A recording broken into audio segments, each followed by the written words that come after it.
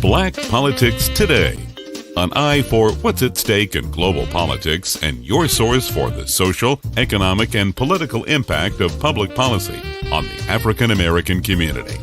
Your host, Kelly Michael Williams, is a political strategy veteran with an undefeated campaign record and the political experience that spans nearly 3 decades, from Mayor Willie Brown in California to President Barack Obama in our nation's capital. So get ready for a fresh and honest approach on the politics that affect you and your family the most. Now, your host, Kelly Michael Williams.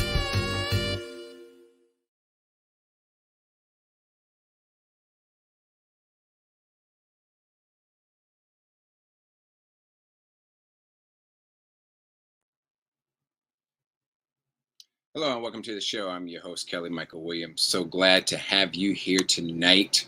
Of course, as we always do, I'd just like to welcome you to another broadcast of What's at Stake right here on Black Politics Today. I hope that you had an enjoyable week last week, or at least leading up to this week anyway. We start our week on Sundays, I guess, right? So starting out so far, so good. I look at it as in the fact that I woke up this morning. That was good. Woke up in my right mind. That was good. Woke up, didn't have too many aches and pains. That was good. I didn't get no calls of anyone passing away. So that was good. I didn't have no problems, with somebody calling saying, hey, can I borrow some money? That was even better. I didn't have no problems with that either. So as my man Ice Cube would say, today is a good day. And then you turn on the news and then you find out, oh man, not again. What is going on? So, hey, I guess as long as I ain't got nobody calling me asking me for no money, I ain't got nobody calling me telling me I owe them some money. And nobody calls saying anybody passed away in the household or in the family. I guess everything is good. So I hope that your week has started off as well as mine has, and that you're getting as much out of it as you can. And last week was good for you as well.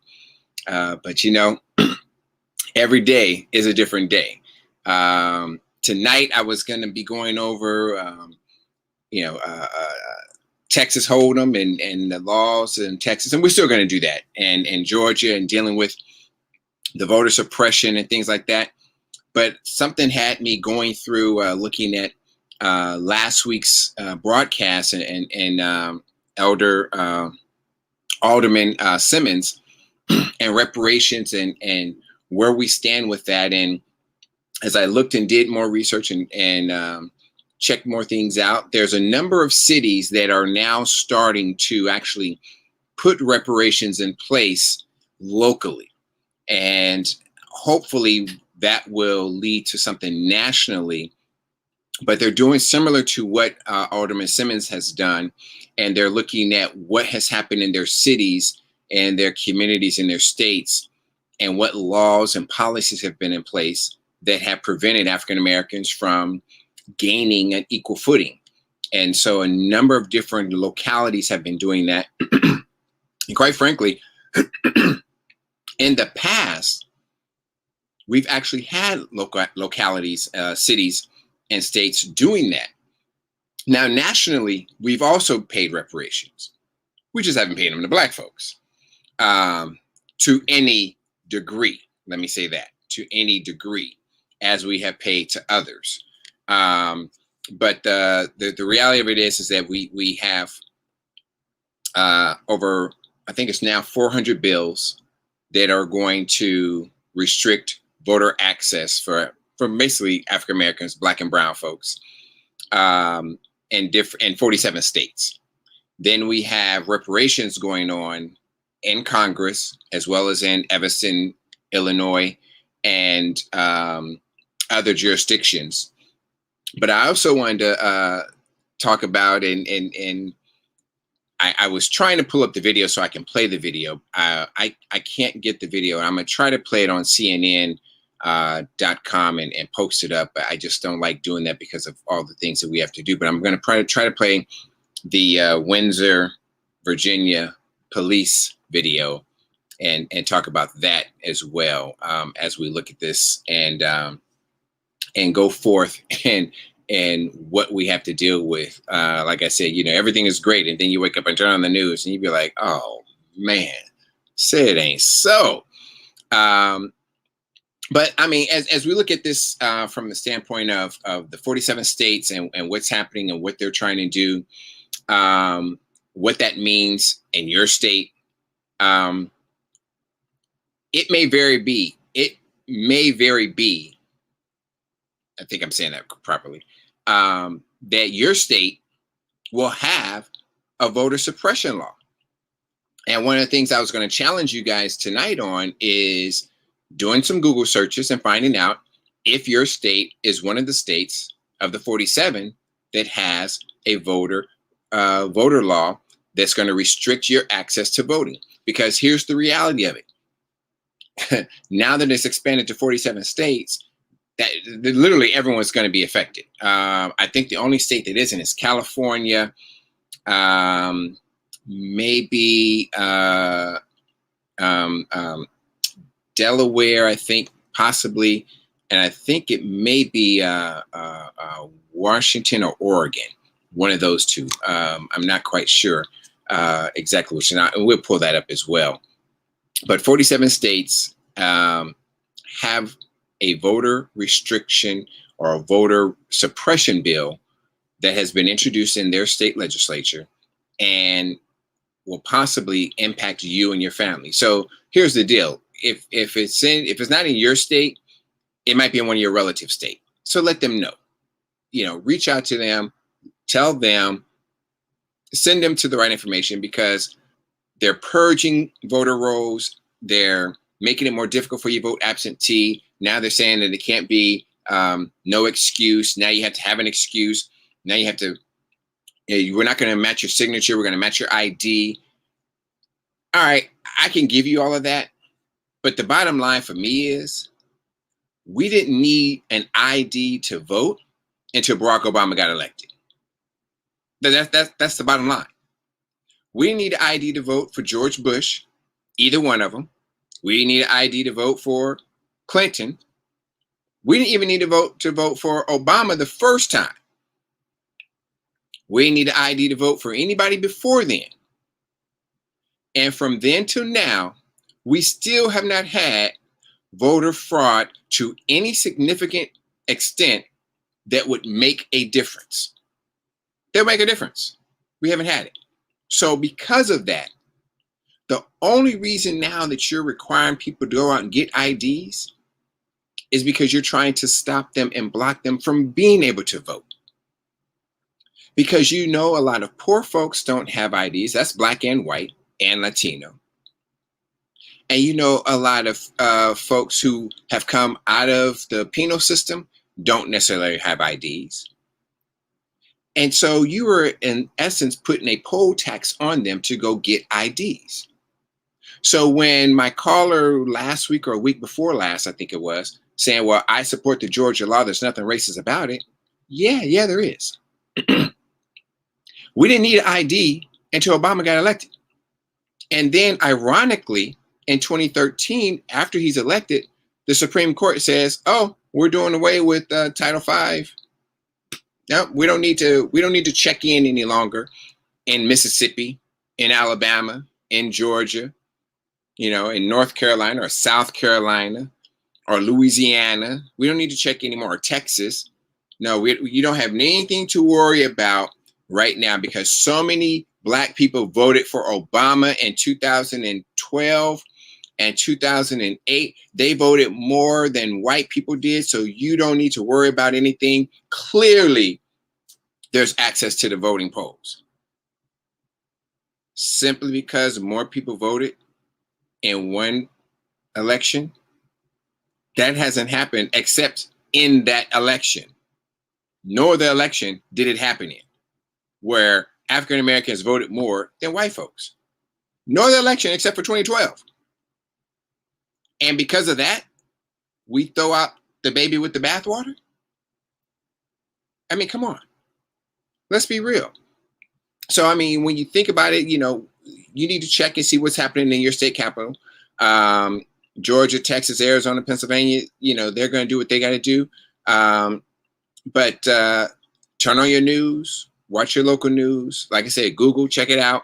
Because the bottom line is this: white America is not going to allow for Black America to take over socially, economically, or politically. They're going to do everything they can to stop that because of what they've already said. They are fearful that Black America will do to them what they have done to us. And when you verbally express that, then you know that you've done some stuff that was wrong. You know that what you have been doing and what you're currently doing and what you've done in the past was such an egregious act that now you're afraid of getting your own medicine. So come on now. When you sit there and you say, oh, wait a minute, we cannot allow all you Black people to vote. I mean, a dude in Arizona said this. We can't allow everybody to vote because if everybody's voting, they don't know what they're voting for. That's not good voting. We can't do that. No, that's not good. We don't want quantity. We want quality. We want the quality of the vote to count, not the quantity of the vote. So let's measure that. Let's measure that. The quality of the vote. Okay, so he only wants people who are informed to be able to vote.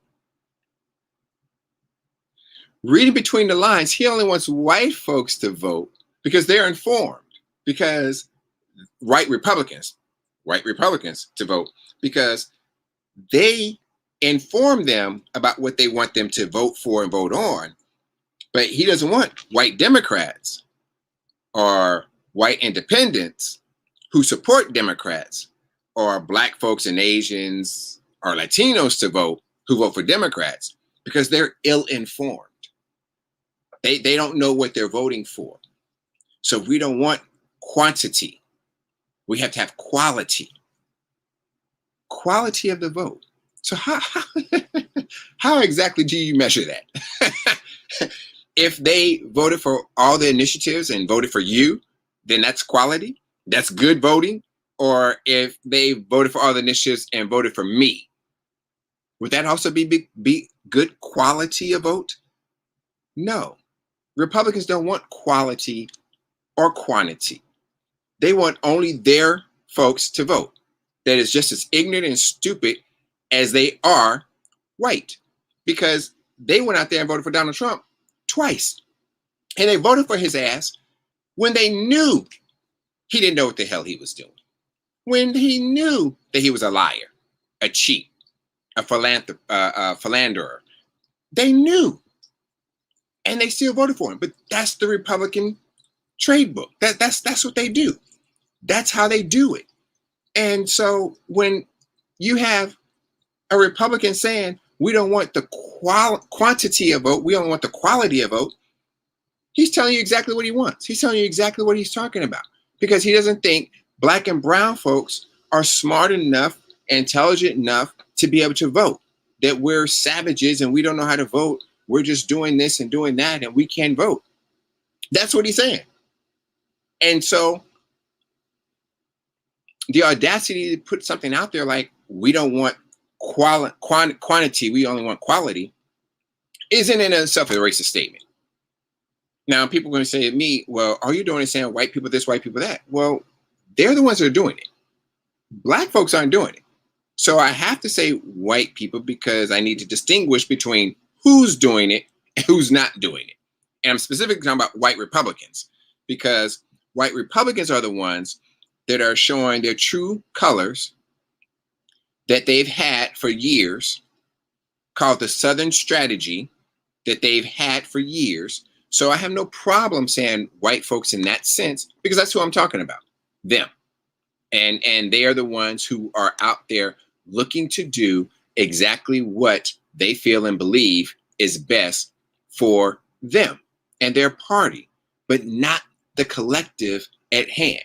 And that's where we fall into the problem with these 47 states, over 300, 400 bills coming out there, looking to do harm to those folks who are looking to vote. And the whole idea is, if we allow that to happen, if we continue to sit back and do nothing, if we don't really get active and get activated in this process, this political process, this social process, and this economic process, we're going to be left out. We're going to be left out, and we're going to be in a hole, because each time and in each of these state legislatures where these bills are being passed, they're being passed, and that's the direct link of what's going to affect you. A lot of national legislation, it has to go through a number of different loops and holes to really impact your day-to-day life. A lot of it can economically for the most part, but a lot of the social and other economic and political impact happens at your local level. For instance, in the Georgia bill, the Georgia law is going to strip the county officials who have either been elected or appointed to do the voter registration, election cycles, voter education, all that you were talking about, and responsible for the elections itself. Those county officials in Georgia no longer have the power to do that. A Republican-controlled board is now going to take over the county to be able to say what votes are counted, what absentee ballots are counted, when and where ballot boxes are going to be put at, what times they're going to be able to get out there, and all this that is going to occur in, less than 2 short years, November 2022.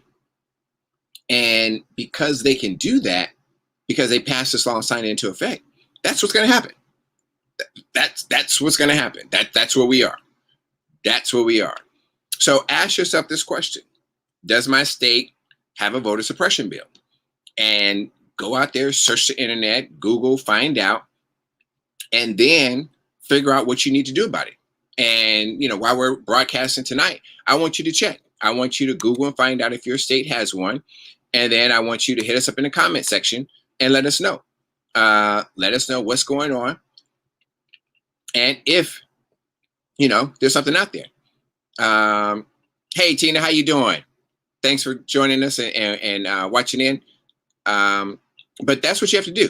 I want you to check your state and find out if there's a voter suppression law in there. And then I want you to hit us up in the comment box and let us know what state it is. And if you can, find out what the law is going to do.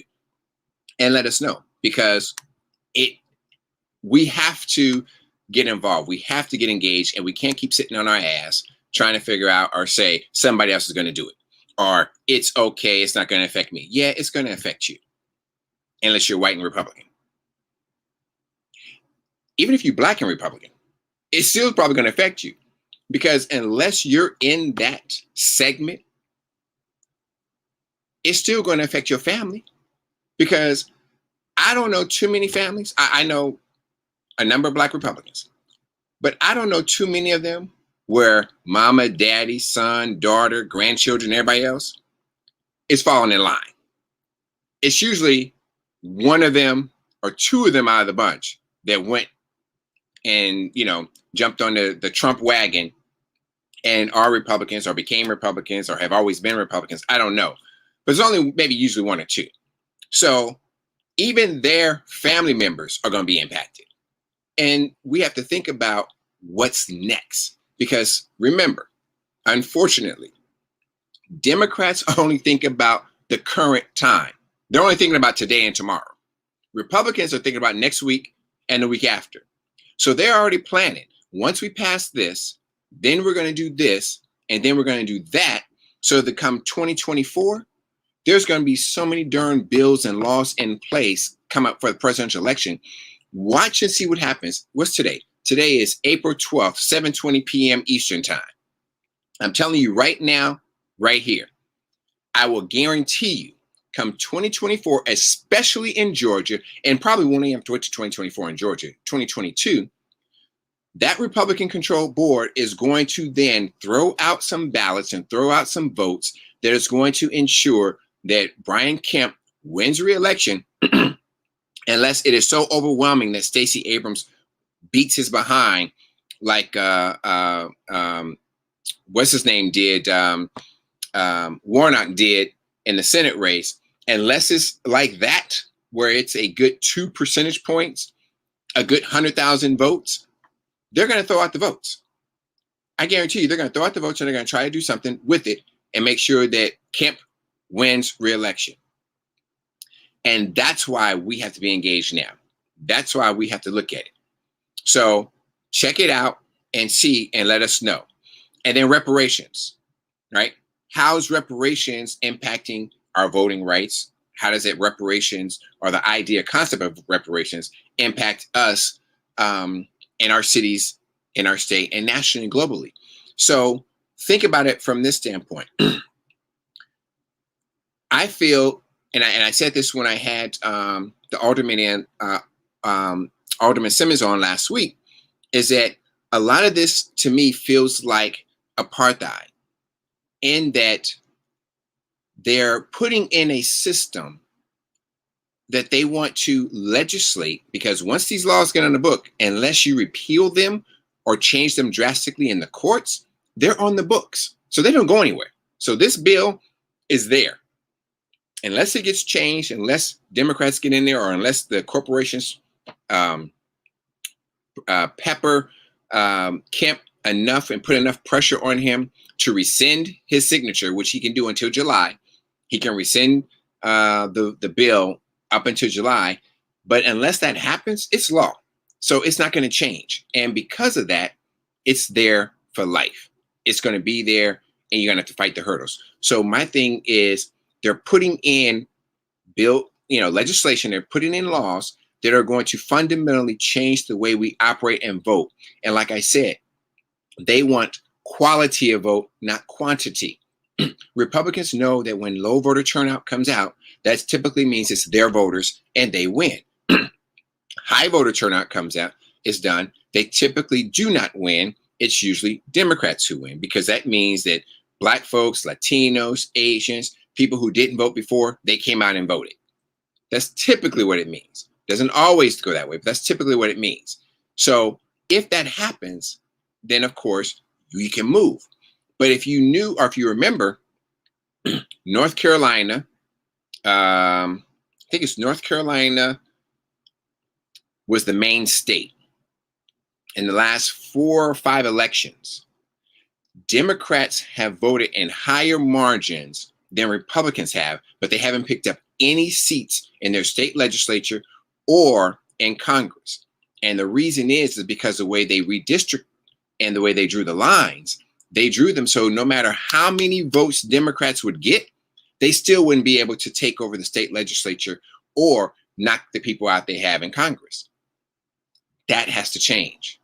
Unfortunately, because we did not vote in 2020 to make that change, that's going to get worse in each one of your states where there's a Republican legislature and a Republican governor. Every one of your states where that is, that's what's going to happen. And there's going to be challenges over and over again. But hey, the Supreme Court has already said you can gerrymander based on race, you can gerrymander based on political affiliation. So if you can gerrymander based on race and ethnicity and political affiliation, what else can you do? There's nothing else you can do unless you get some judges to overturn that ruling and say, no, this is too egregious, you have to change it. Because that's the only way it's going to happen. Once the Supreme Court said, yeah, you can do this, and the corporations are people, and all this is happening, that's a strategy. That's a strategic strategy that Republicans have had and want to do and put in place. The Democrats have been sitting on their ass and sleeping and not paying attention to the Supreme Court, the circuit courts, the different federal courts. They haven't been paying attention to those. And because of that, they have ended up putting themselves in this hole that they're going to have to live with. And unfortunately, we may have to live with until it gets changed. So let's look at this like this. in terms of looking at reparations, because America has paid reparations before. We've paid them. We just didn't pay them a whole lot to Black folks, but we have paid them. So when you look at our history and you go back and you look at some of the things that have happened in terms of America being established and the this new land that's here and everything's happened. Reparations started with American Indians. Native Americans were here first. Then you had white settlers coming here, trying to claim the land and basically fighting and killing Native Americans for the land. They basically stole the land, took the land, because Native Americans to them were like savages. They were, this, that, and the other. So they took the land from them, and we know the rest. They took over. Native Americans were exiled, put someplace, put over here. They made little certain treaties and okay, you can be over here, you can be over here. And now what we have is there was the Indian Claims Commission. Now that did not occur until 1946, but in 1946 they did the Indian Claims Commission, which was a body designed to hear historic grievances of Americans. So what happened was Congress said, okay, we're going to look at what we did as a nation to Native Americans. So in 46, Congress decided to create the Indian Claims Commission. Claims, C-L-A-I-M-S, claims. So meaning that we can make claims against the federal government for what you did to us. And when they did that, they ended up passing a bill after that occurred that 176 tribes received $1.3 billion. 176 tribes received $1.3 billion. They gave them a check and they gave them an apology. Now, that happened in 46. And now, what you may know, depending on where you live, there are a lot of Indian reservations in like South Dakota, New Mexico, California, Nevada, places like that, where they have casinos. Now, those casinos are tax-free casinos because they're on Indian reservations. They're on federal land. So they don't pay any federal taxes for all the billions of dollars that run into those casinos. That was another caveat, if you will, that was carved out, that when they gave them back some of their land, they were able to then put these casinos on that land. And now they don't have to pay taxes, federal taxes, on that money that comes in there. Now, Black folks, they never had that. We didn't get our 40 acres. We didn't get our mule. We didn't get anything. And I'm not knocking, Native Americans for that. No, they did what they're supposed to do.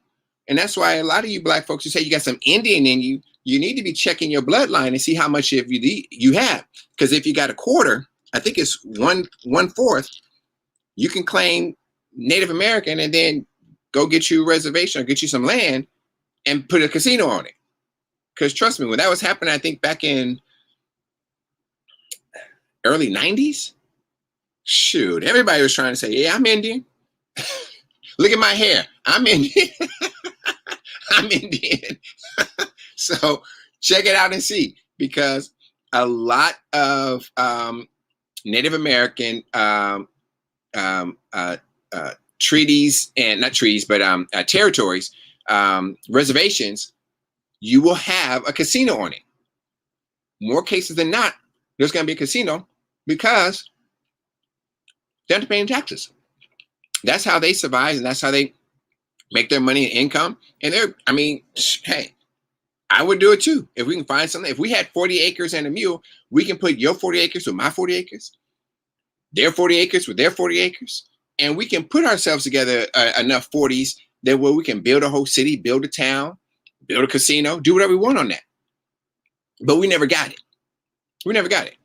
In 1893, the federal government seized land from the native Hawaiians in Hawaii, and for no other purpose than the fact that they just could. They seized the land, they took it from them.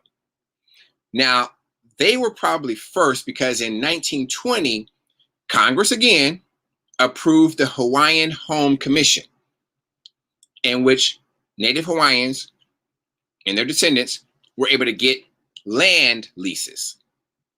Now, that wasn't the best scenario, but it was something where they had gotten their land taken away from them, but then they were given back the land where they could lease their land back from the federal government who took their land in the first place, but they were able to do that for $1 for 99 years.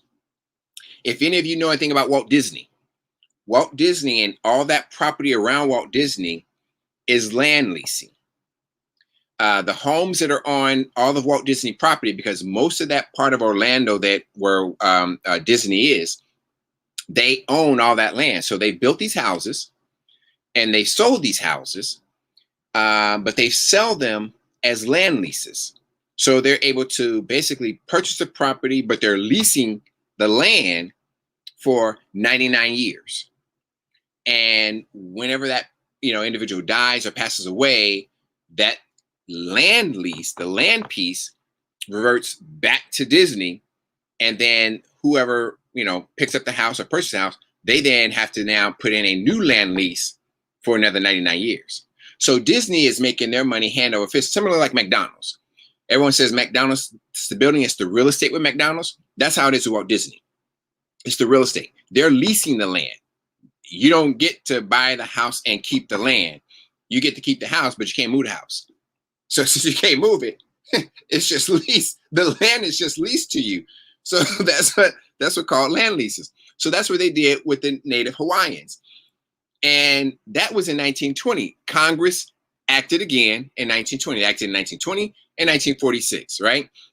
So they did all that, and they were strategic in what they did and how they did it. But again, this is my point, is that Congress made the decision to do something. Congress initiated it and did something. Now, someone probably brought it up and said, hey, we need to do this, similar to like Sheila Jackson Lee has done and John Conyers did for at least 30 years now, talking about reparations. But yet we have yet to get any of them to approve it and get it passed through and get it to the Senate and pass through. We'll see what happens. But in World War II, was that 45, I think it was? So during World War II, many of you remember, we had the Japanese internment camps. So the Japanese internment camps, we were holding people prisoner and hostage and all that kind of stuff. And at one point, I believe it was in 1988. In 1988, Congress, in fact, it was my California congressman, Norm Mineta. He proposed a bill for the Civil Liberties Act in 1988. 2 years later. Now, I just told you, we've been introducing the HR 40 for 30 years? John Conyers started, and then when he died, Sheila Jackson Lee picked it up. We've been introducing that bill for 30 years. I don't think it's even gotten a vote yet. But in 88, Norm Mineta introduced the Civil Liberties Act, which was to pay reparations to the Japanese Americans who were held in the internment camps, 120,000 of them. 120,000 Japanese Americans were held in those camps all across the country. They received in 2 years, not only the bill approving, but the bill funded, where in 1990, each one of them was paid $20,000. They got a check and an apology. There's a whole big ceremony. They got a check for $20,000, and in that letter, it also apologized for holding them in the internment camps. Oh, excuse me. $20,000. $2.4 billion. So let's go back. Japanese Americans got $2.4 billion. I think it was, what did I tell you? Native Americans, 176 tribes got $1.3 billion. So $3.7 billion has been paid out so far to them. Native Hawaiians are able to get their land back for $1. They got their land back for $1. Now, let's go to the 600 Brothers of Tuskegee, the Tuskegee experiment. And if you want to join the conversation, give us a call at 516-590-0143. That's 516-590-0143. Or you can also hit us up in the comment section and let us know what you think, how you feel about reparations, about the voter bills, and everything else that we're going to get to. So you had 600 brothers that were a part of the Tuskegee Institute experiment. That's what it was, right? 600 brothers shot up with syphilis. Some of them died. They go through the whole gamut. Congress didn't step in. Congress didn't say, we're going to do this. Let's correct this wrong. We use them as guinea pigs. Let's do this. No, Congress didn't do a D thing. They had to. The survivors and their family members had to file a class action lawsuit against the government. And they received $10 million. $10 million. You heard those figures I told you about before, right? 2.4 billion, 1.3 billion. The brothers who were intentionally injected with syphilis died, passed it on, did everything they did during that time. They got $10 million. And it wasn't until 1997 that they get an apology for what had happened. So you're sitting here, you strip Native Americans of their land. Not only do you give them $1.3 billion, but you give them federal land where they can build casinos on and never have to pay any federal taxes. Native Hawaiians, you give them their land back to them for $1 for 99 years. Who else was it? Japanese, you give them $2.4 billion, $20,000 check each, and you apologize and send them on their way. Those brothers got $10 million. Now, you remember Black Wall Street, Rosewood, those communities burnt down, tore down by racist white folks who just hated the fact that Black folks had their own, tore it down. They too had to go and petition, in Florida at least, because we know that Tulsa didn't give them anything. But in Florida, Rosewood, they actually gave them $2.1 million, the survivors. 2.1 million. Woo woo. In Chicago, they had the similar thing happen as it did also in North Carolina and other parts of the country. But in Chicago, they paid Black folks $5.5 million for turn and beating them up and police brutality for a class action lawsuit there. But notice that at no point did Congress step in and say, we're going to do this, and this is what we want to do. And so I'm talking about that and Congress and how that comes together with what I was saying earlier about the voting rights and voting and what we need to do, and how I feel it's like apartheid, and it's coming together in a sense where laws have been put in place at the state level that are going to make it difficult to have Congress step in and pass because of the division in Congress and because of one test tube senator named Joe Manchin, who thinks that, everything should be, kumbaya and we should just all get along. Well, yeah, you should, but you don't. And Republicans can care less. And because they can care less, you want to care less more so for your Democratic colleagues than you do for your Republican colleagues. And you want to go to your Republican colleagues and stand with them. But I'm sensing and feeling like these things are like coming together. And this establishment of certain laws and bills that are coming through are going to impact us greater than we ever thought they would. And we're thinking 2021, everything is okay. Democrats won. Yeah, but Democrats can't do nothing. They can't pass a bill. Redistricting is coming up next year. I mean, later this year, they're going to redistrict and reapportion the districts in your state. Pay attention. Go now and look and see how many districts there are on your state, how many districts they have, how many Republican, how many Democrat, and then watch what happens in August and September, November, October of this year, later this year, so that when you get ready to vote in the primaries next year, how those districts are going to be redrawn, and see how many Democratic districts have been wiped out, how many Republican districts increase if you have a majority Republican state legislature and governor. Look and see what happens. Look and see what happens.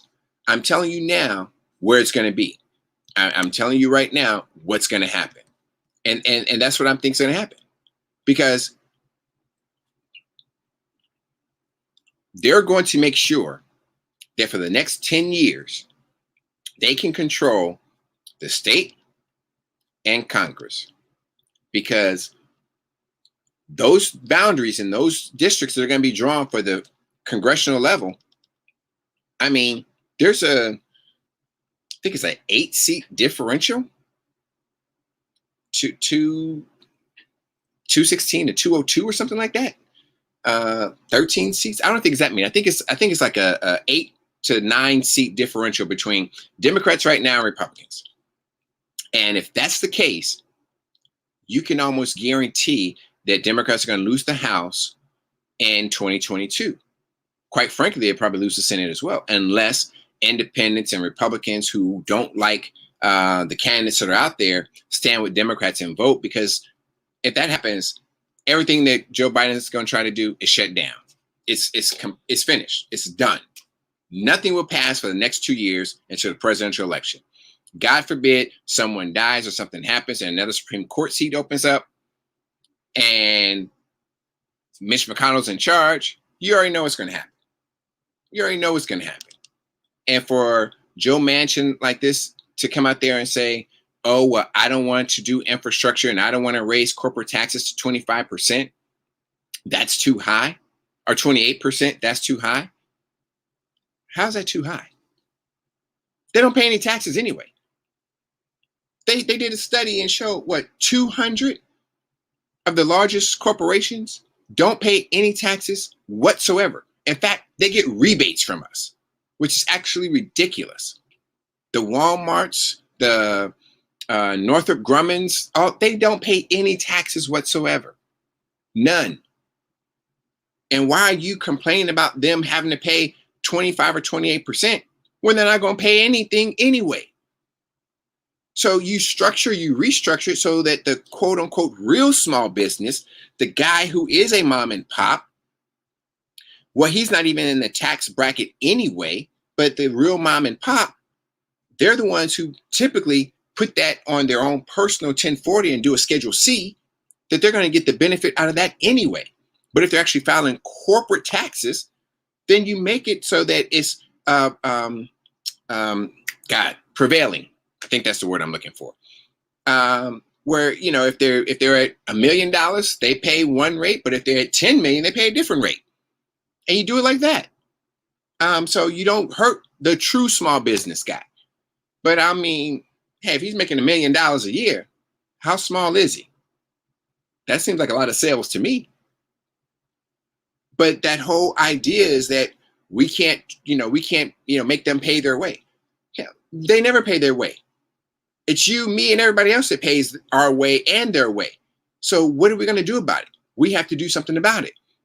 So therefore, we need to make sure that the policies and bills that are passed at our state level and our federal level have our best interests at heart.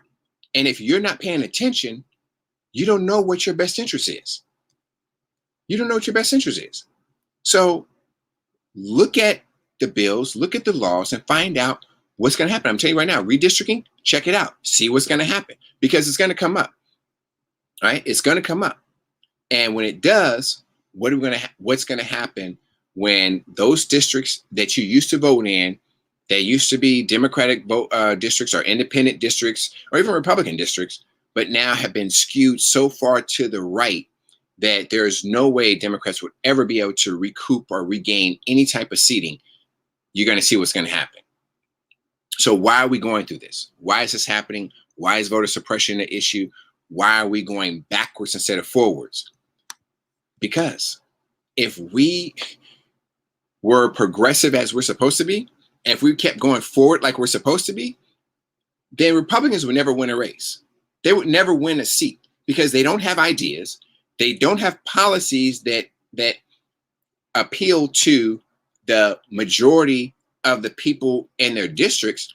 It only appeals to a small conservative amount, i.e., quality of vote rather than quantity of vote. That's why they don't want you to vote. They don't care if they're treading on your rights. You don't have any rights with them. They can care less. You got voting rights? Who cares? We don't care about you. Drop boxes in Georgia. The dude they called 2 weeks ago saying, "Oh, I support the Georgia law." Drop boxes in Georgia are now being put in the county office. Whereas, let me play this. This is what let me play this right here. This other fool. Let me see. Is it this one? I think it's this. I think Rich Lowry is right on target, and it's very sad that some of our leaders, and particularly the leader of the free world, would be involved in disseminating information that is untrue. I wonder if these people actually understand history. Do they know what Jim Crow laws actually were? They were a mechanism to diminish the rights that many blacks had gained during Reconstruction. Wait a minute. Did he just say, did I just hear him say, how dare the leader of the free world tell a lie? Did I just hear that? Did you just hear that?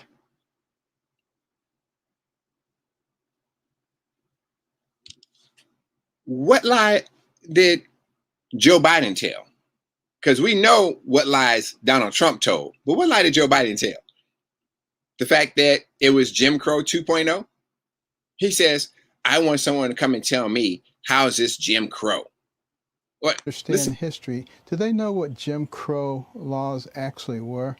They were a mechanism to diminish the rights that many blacks had gained during Reconstruction and to enforce segregation. And the things that people went through in those days were horrendous. And to compare that with Senate Bill 202, which actually expands rights.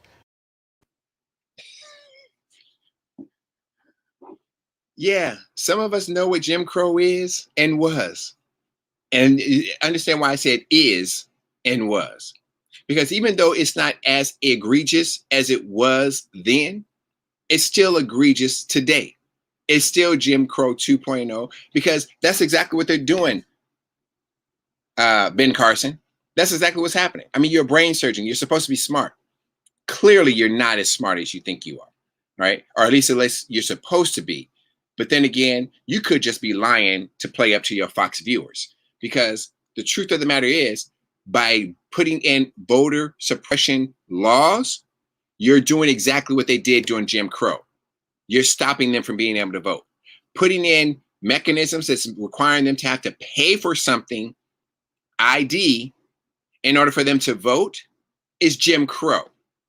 Stopping voting and ability to vote on Sunday because you don't want souls to the polls, because the souls that go to the polls are black, but you're okay with Saturday voting, that's a form of Jim Crow because you're blocking them to vote. Or how about this? You had 94 voter boxes, ballot boxes. You had 94 ballot boxes in Fulton County, Cobb County, Gwinnett County, and DeKalb County. And this time around, you're only going to have 23. That's not saying they're trying to depress the black vote and stop them from being able to vote. So yeah, Ben Carson, there is no expansion of voting. And in fact, those ballot boxes that used to be on the street corner, they're now going into the county building where they can only do early voting from 9 to 5. 9 to 5. On election day, they're going 7 to 7. But in early voting, they're going to do 9 to 5, and they can only do it in the county building when they're working, and they can't take off for work to get over there, so they can't early vote. So then they have to be able to either come on that Saturday that you're going to allow them to come on Saturday, or they have to come on election day and stand in line. And while they're in line, they can't get no darn water. And you know what I really wanted to say. Okay? So yeah, Ben Carson, it is racist. It is Jim Crow. It's a form of Jim Crow because you're just using today's technology or today's abilities to set up things where you can shield them and block black folks off without really saying it like they did during Jim Crow. They was real blatant about it then. You just can't do it now because there's too much political correctness and all this other stuff that you guys don't like, you don't want to deal with. So think about it from this way. If Donald Trump would have won the election, would we have 400 plus bills going through 47 state legislatures to reform voting access? Hell no, we wouldn't have that. So yeah, that's racist too. The mere fact that Georgia said throughout their counting of votes, there was no voter fraud, there was no voter fraud, there was no voter fraud. But then they put the bills in saying we have to protect the integrity of the vote.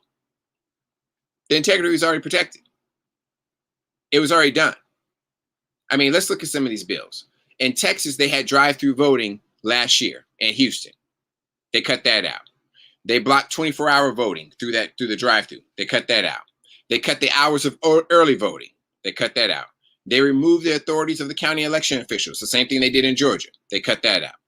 You can't send out a vote by mail ballot unless the person actually asks for it, because if you do, that's considered solicitation and bribing the voter, because you sent them an application, not a ballot, an application for a ballot. That's wrong. And it allows for partisan poll workers greater access and authority to watch the vote counts and to be as close or far away as they need to be. But then they also have some authority to tell the actual county worker what to do with the ballots. It requires the people, this is Texas, it requires the person helping. So grandma has arthritis in her hand, can't write, can't do something, or she may have dementia like my mother, or something like that happen. So if I were to help my mother and I live in Texas, I would then have to swear an affidavit out of why my mother needs help to vote. And then she has to certify that she needs that help. Now, in the event or in the case of my mother with dementia, today she may understand, tomorrow she may not. So I could go to jail because they charge you as a felony to the akin of kidnapping. You know, kidnapping is a serious felony. So by me helping my mother vote, I'm in the same category as a kidnapper. A kidnapper. And then it blocks souls to the polls. And Georgia does similar things. Georgia moved the drop boxes, as I said, into the county buildings. So they limited access. It's 9 to 5. So Ben Carson, it doesn't expand access. It removes the authority for the county elections. It puts in a Republican controlled, because Republicans control the state Senate and the House, It puts in a Republican-controlled board to oversee all the county authority over the elections. It bans people from providing food or water to anyone in line.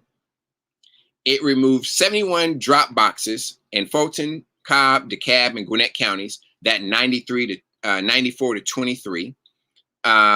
It stopped souls to the polls. And like I said, it puts that control board in place. And then it also removes no excuse absentee, which they used to have in Georgia, that the Republicans actually passed. That's the thing about it.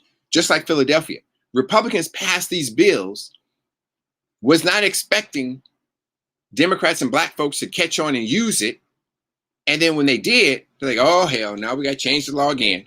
They didn't wise up on us. Oh, no, we can't let that happen. No, no, no. We got to put these boys back in their place. So we got to do something different here. Clearly, all these provisions aren't there for the purpose of stopping any voter fraud. None of these stop voter fraud. The closest thing you can get to, and I'm even hesitant to say that, would be someone helping out a family member. But if they're helping the family member and the family member is like, baby, who should I vote for? Well, Big Mom, you should vote for Paul Sanders. He's going to put in more benefits for older people and not take them away like Peter Johnson is. If I were to do that, by Texas law, I've now assisted her in determining who she wants to vote for, and I can go to jail, be charged, and be facing sentencing as if I had kidnapped someone and taken them off somewhere. That's ridiculous. Absolutely stupid. Because we know for a fact that every one of those Republicans that went, that get their absentee ballot at home, and them, you know, whoever they are and their wife and their kids, they sit down and they do their straight Republican ticket and tell them who to vote for, what's to do this, what's to do that, or which Republican to vote for during the primary. And we know they do it. There's no ifs, ands, or buts about it. Because remember, they've already told us they want the quality of the vote, not the quantity of the vote. So if that's what they want, that's what they're doing. They're trying to determine the quality of it by who they vote for. So to hold somebody else accountable for something that you're going to do yourself, I mean, we know the Republicans are hypocritical. I mean, look at Mitch McConnell and everybody else in that whole Republican Party. That's what they do. That's who they are. So none of these provisions, you can't send out an unsolicited vote by mail application. It's an application. How does that prevent voter fraud? They've turned in the application. They have to sign the application. They have to give their ID for the application. They have to do all this stuff for the application. So you know who it's going to. It's not a ballot. There's no fraud. But this is what they want to put in place. This is how they want to make sure that you, your family, your friends don't vote. They want you to get frustrated and fed up enough where they put enough barriers in place that will stop you from voting. I'm really just sick and tired of it.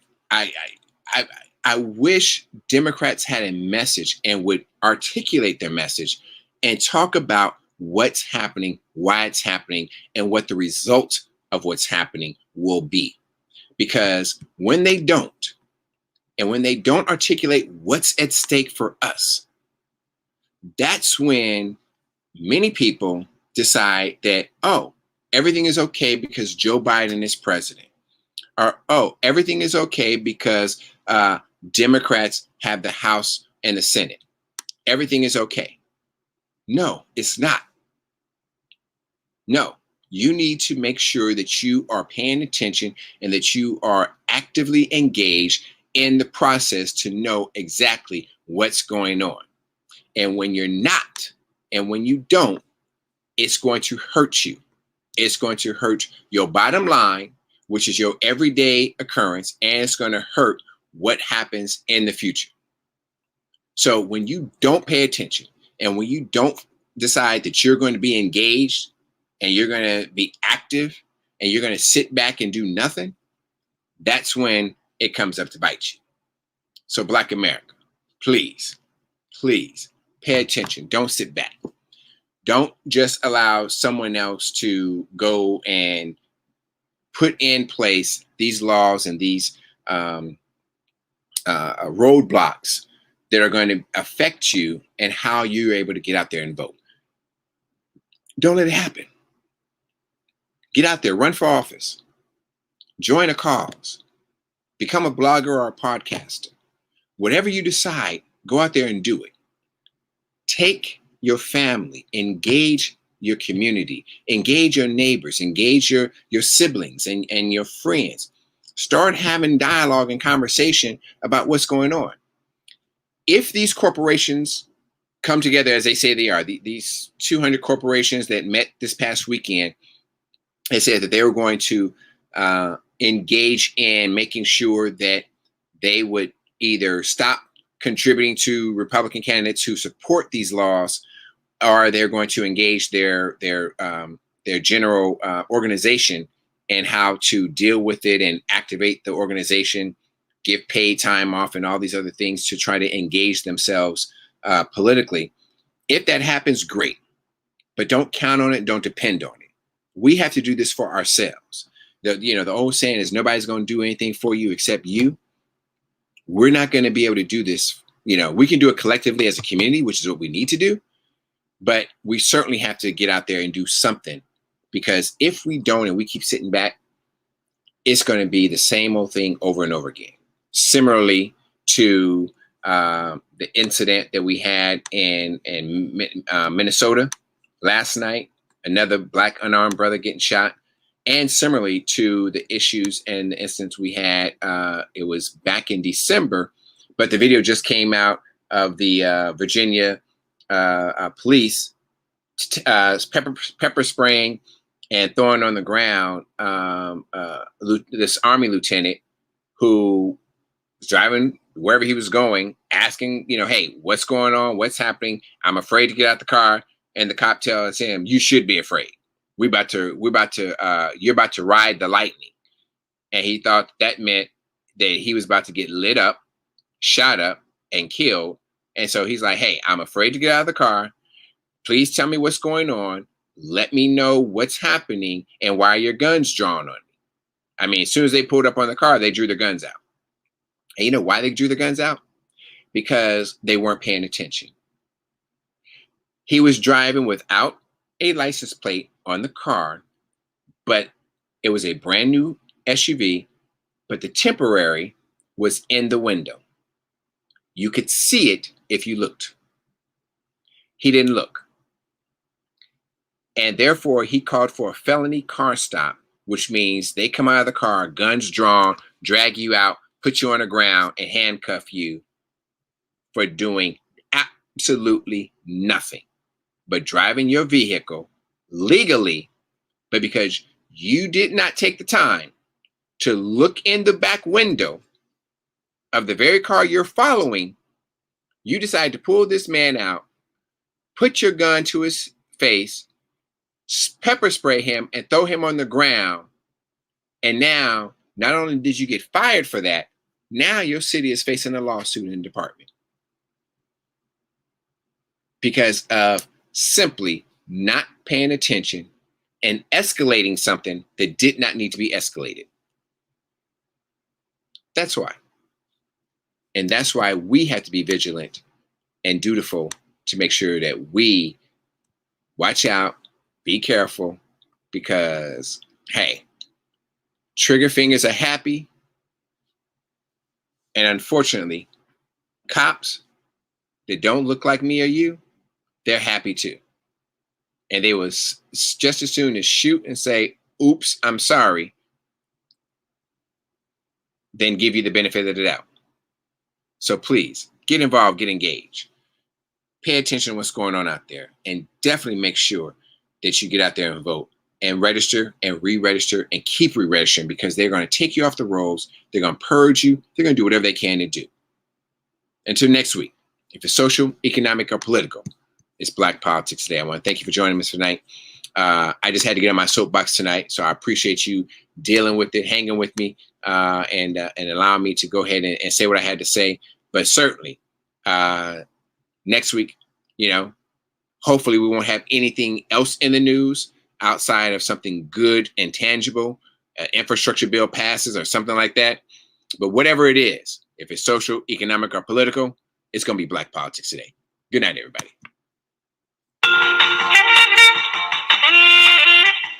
Thank you for listening to Black Politics Today.